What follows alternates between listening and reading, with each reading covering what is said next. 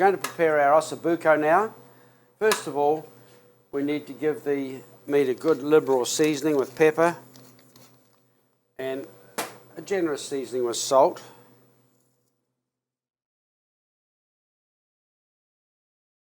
And a little paprika, just a small amount.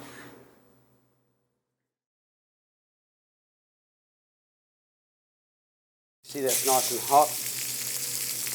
So this is really just to caramelize those natural blood sugars and start that whole flavour process.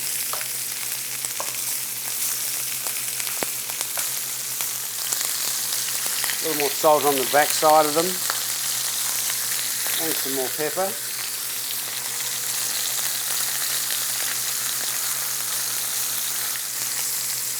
So this we're going to cook on a classic mirepoix or bed of root vegetables with some aromatics.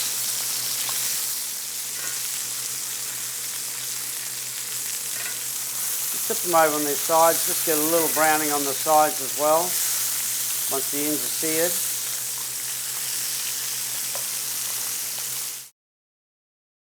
Some carrots, leek and celery. We'll put a good tablespoon of tomato paste in there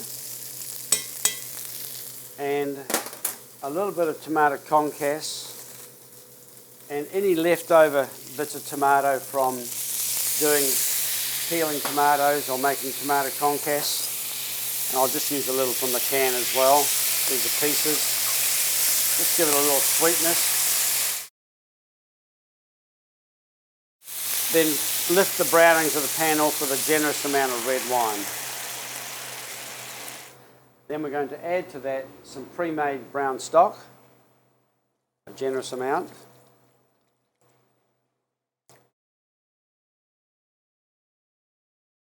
Put that into our dish.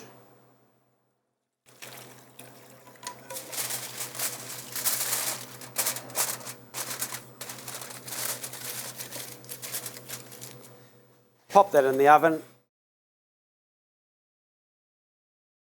And that will just slowly cook now for about 6 hours. So after 4 hours we'll check it, then we'll come back and we'll check it again at 6 to see how it's got to be really, really soft, but we don't want it falling off. That's the beauty of doing osso bucco and these sorts of things, because you end up with this wonderful sauce base. We're going to reduce that with a little cracked pepper, a little more red wine, and mount it with butter, and that'll make a delicious sauce for these beautiful braised osso bucco. We'll add a little more red wine to that.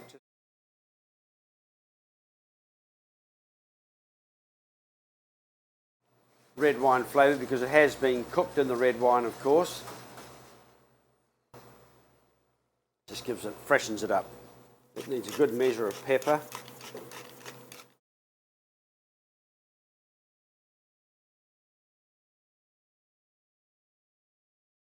So shake it in over the heat. You can see how the sauce is getting nice and shiny as the butter dissolves into it. And it just gets a really nice glaze to it. This is our red wine reduction from the braising liquid.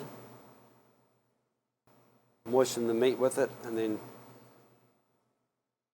pour a generous amount around the bowl.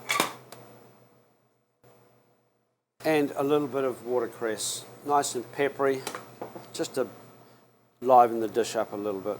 But it's lovely to eat with it because it's got that peppery nature that we so enjoy with the venison.